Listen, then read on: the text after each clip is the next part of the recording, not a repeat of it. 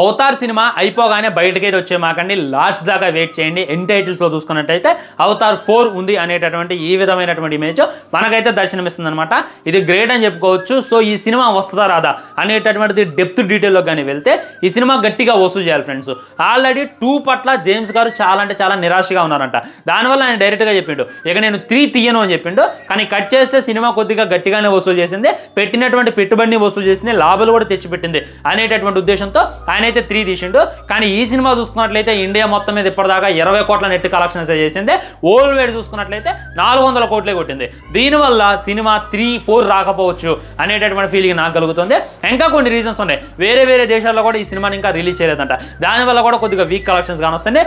Only ఇంగ్లీష్ని target చేశారు. వేరే వేరే లాంగ్వేజ్లో మన ఇండియాను బాగానే కాన్సన్ట్రేషన్ చేశారు. కానీ ఇండియాలో కాన్సన్ట్రేషన్ లాంగ్వేజ్ల మీద చేశారు కానీ ప్రమోషన్ మీద చేయలేదు. అందుకే వీక్ కలెక్షన్స్. సో 4 వస్తుందా రాదా అనేటటువంటి డౌట్ అయితే నాకుంది.